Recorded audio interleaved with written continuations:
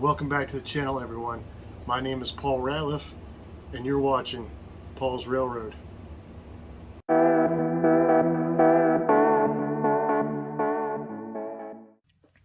Well, welcome back to Paul's Railroad, everyone. Now that the buildings have finally been finished, they have been uploaded to Cults 3D. Go check that out. Sandy Creek Designs on Cults 3D. Download the free building that I have up there to check it out.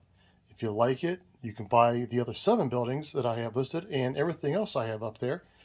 As I've stated before, I print everything before I list it for sale to make sure it works. So let me show you what's included in the files when you download one of my building kits, or building files I should say, not a kit. Each file will have, of course, the main body of the building. It also will have 2 floors, or 2 bases I should say. The narrow base and a wider base, and this of course is for if you want to download multiple buildings and put them all on the narrow bases. You can stack them side by side just like in a old-fashioned downtown area. The wider base is, as you can imagine, you can do a standalone building. You can mix and match it to have a little bit of space between the buildings, like little alleyways, little walkways, whatever. The buildings also come with interior floors. Like this building here is only 2 stories, so it comes with 1 interior floor. If it's a 3-story building, it will come with 2 interior floors. Each file set will come with a roof and a chimney. Some of the files have 1 chimney, some have 2, some have 4, just depending on the building and how I designed it. Now you see the ductwork and air handling unit on top of this roof. That and any other little greeblies that I have on all the other buildings you may have seen do not come with the kits. Reason being is that I did not print those on an FDM printer. I printed those on a resin printer. So I cannot guarantee that they will print well on an FDM printer, and that would not be fair to you guys to get something and it not print the way it's supposed to. So with all that being said, let me show you the tools we're going to use, and let me show you how to put one of these buildings together real quick. Alright folks, we got some very simple tools here. All I use to put these buildings together is I use super glue. I use this Tester's clear cement glue, and I'll explain that in a minute. I use Eileen's tacky glue. I use a little pin vise or pin drill, whatever you want to call it. Of course, your trusty old cut your finger off tool. Yeah, I know what it's called. It's the X-Acto knife. And a pair of scissors, or scissors as most people will call them. Alright. Next up, I'll show you what I'm doing. Alright, we're going to do just a real quick dry run of how to put one of these buildings together. Some of the buildings, but only a couple, are you able to load the floor in from the top. Most of them have to come in through the bottom. So there is definitely an order of operations when putting one of these buildings together, depending on the level of detail that you want to do. After you get all your building painted, get your acetate in if you're going to do window blinds. And I suggest using the thinnest construction paper you can get for the window blinds. And you still may have to trim this floor a little bit to get it to fit without tearing those out. Of course, now the first thing we're going to do is, make sure that we have these lined up, front to back, so we know which way is the front. So this is the front. You can always mark the bottom if you want to. We're going to slide the floor in first. Like I said, with these acetate and the window blinds in, it's going to be very tight. I've not even tried this yet. So we may see if I have to trim this. Yeah, I'm already tearing some of it up. Okay. That's why we do dry runs first, right? Nice thing about printing this stuff with PLA, we can cut it with scissors. So all I'm going to do is I'm just going to take a very thin sliver off the side here.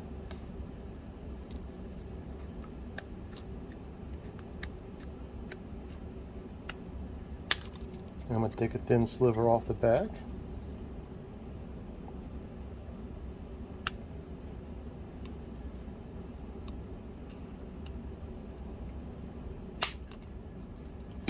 Alright, let's give this another try, see if that helped out any.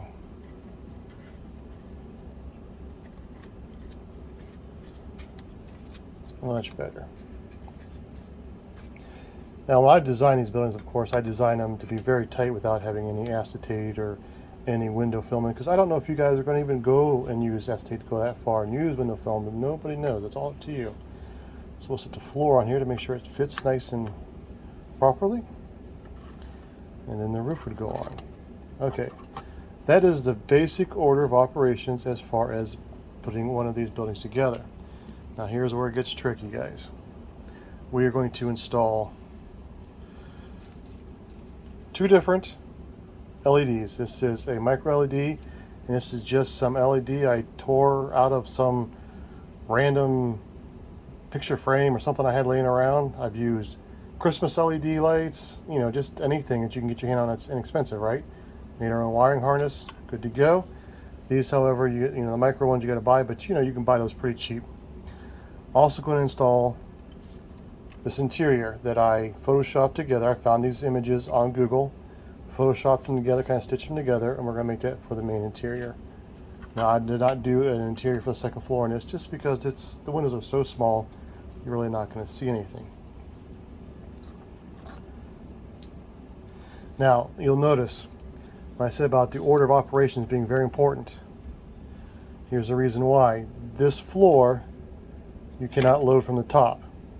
So you do not want to glue in your picture and then try to put this floor in, because that just won't work.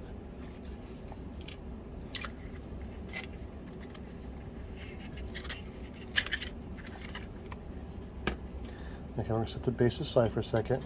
Now, what I have done here, the base and this floor, they have these holes in it. That's to run LEDs up through. That's to run your wiring harnesses down through. I made it very generic because some people are just going to want to go and just stick one LED in the base and be done with it, right? Or in the second floor, be done with it. That's what some people are going to do. Some of us are going to want to become a little more adventurous. We're going to want to put micro LEDs in, put other lights in, make it look really cool. So what we need to do is take our pin vise, find the right size drill bit for your micro LED, and I actually am going to just go and set this kind of like, okay, so this is going to get sitting kind of like this here. So we want to put the light kind of up front. Not to be perfect, of course, and we're just going to drill a hole right down through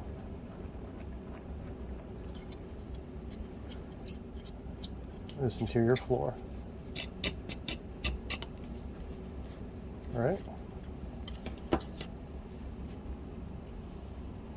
And this is where our super glue comes in handy.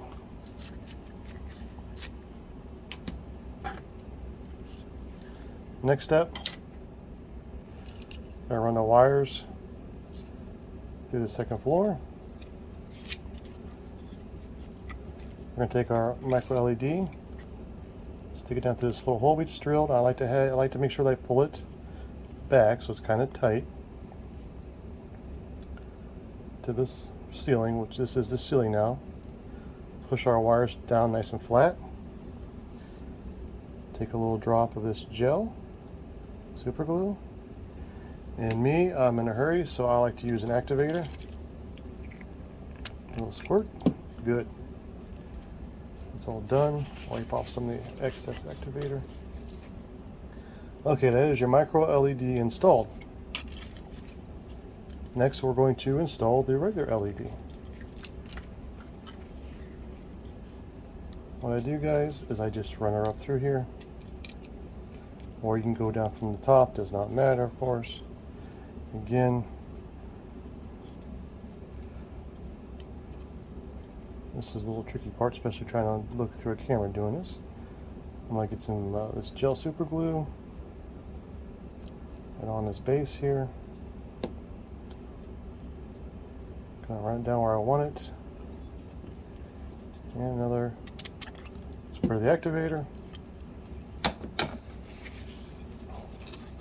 And that is all done.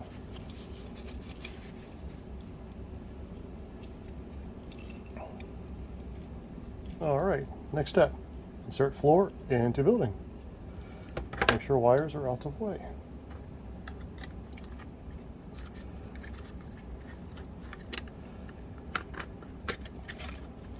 All right. pin these back a little bit. This is where the eyelines comes into play next.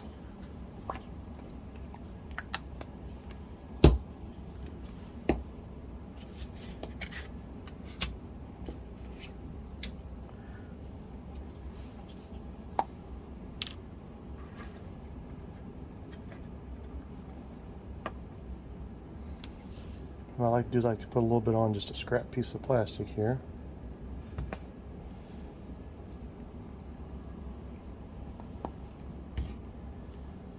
Now this is not the greatest building for doing this type of a picture install because I'm going to be covering up these side windows. However, this building I know is going to be in between other buildings, so it really doesn't matter. You would never see it anyways. What I'm going to do is just grab this little stick. Now you notice there's already a bend in these this image here, which means I've already gone and pre-fitted it. Pre-fitted, that's a weird word. I done pre-fit this thing to make sure it's going to fit right. We don't want to get no surprises when we get up there now, does we?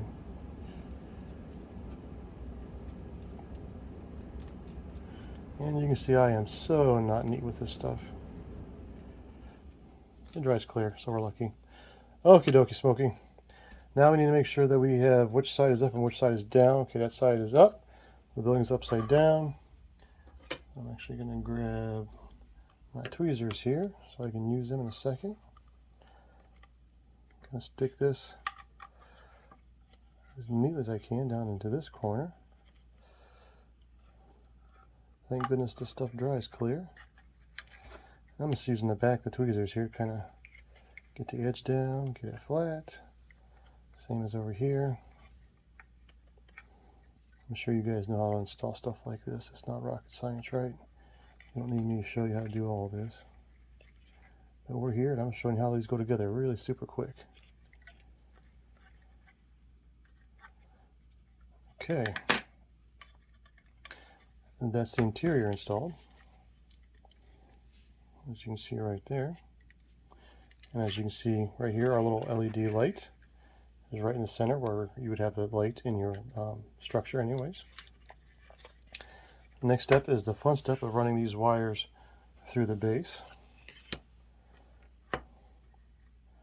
What I like to do is I just like to twist these ones together.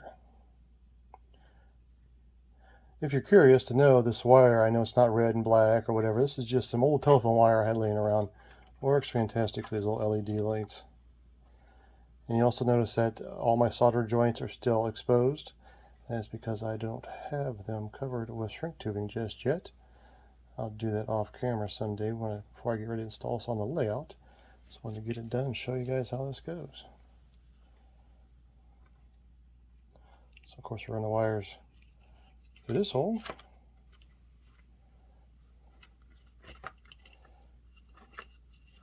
Just like this.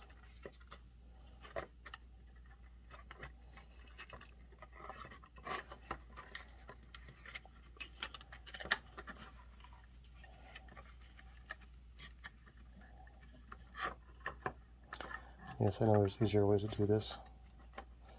But there we go.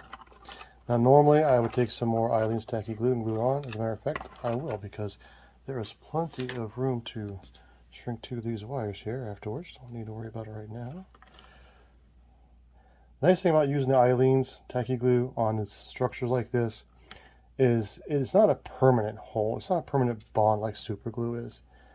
It's good enough to keep them together, but it just takes a little bit of pressure and they pop right apart. That way if you have to get in here and fix something, change something now like a LED or whatever, you can do it without destroying all of your hard work.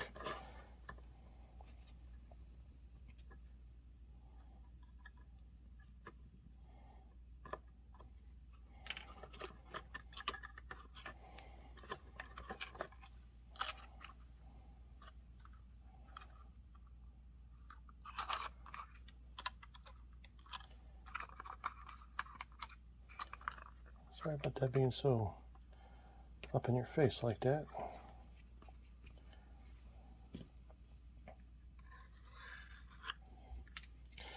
here. I built this little, just took a little Tupperware container, or actually I think this was something we bought at the store. Cut a couple holes in it.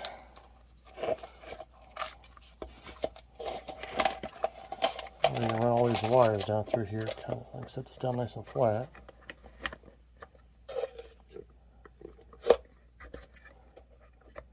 Now, since this floor doesn't want to sit completely flat because of these wires, what I'm going to do is come back to my, well, you probably couldn't see it because this floor here doesn't sit quite flat. I mean, it does for the most part, but I want to make sure it sits flat. Since we had to trim it, it's not super tight anymore in there. So again, going back to my trusty old super glue here, make sure everything's nice and flat and square. I'm just going to run a little bead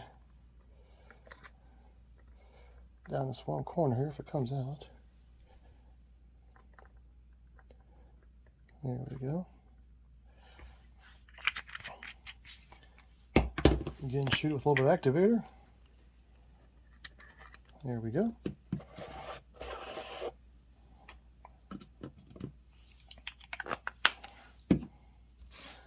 Just set the roof on. Don't like to glue the roofs on. There's no reason to do that.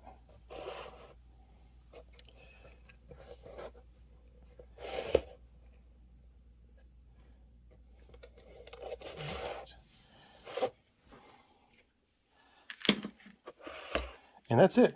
That's done. I'm going to move the camera angle here and show you it all lit up. With that being said, let's turn the studio lights off. Let's turn the interior lights on and see how it looks. Well, there you go. I am very happy with how this turned out. Now, I know that the windows look a little dirty. That's my fault. I got some glue on them. That happens. But I am modeling a dirty old coal town, so it works for me. But just think about it, guys. This is just a 3D printed building with a, hobby grade FDM printer with an inkjet printed interior, and this is what it looks like. I'm ecstatic. I don't think it gets much better than this, especially when you're scratch building stuff. If you like this building, if you want to try it out for yourself, head on over to Cults 3D. Type in Sandy Creek Designs. That's my little page on Cults 3D. It's all one word, Sandy Creek Designs, no spaces. Go out there and find my free building file that I have listed. Download it, print it, check it out, enjoy it. Tell all your friends. If you like it, go back and buy the other ones. I don't charge a whole heck of a lot of money, just, to cover my time and to actually help me with my hobby, help me keep it going. That's all I'm trying to do here. So check that out. Also, since you're on here, subscribe if you haven't. Give me a big old thumbs up and tap that little bell to get notifications. All of that helps with YouTube to keep pushing my videos out for everyone to see. I love having my videos out there. I love sharing this hobby with everybody. And the more people that watch it gets me excited. It makes me want to do more. So guys, thank you for spending your time with me. Take care, and I will see you next time.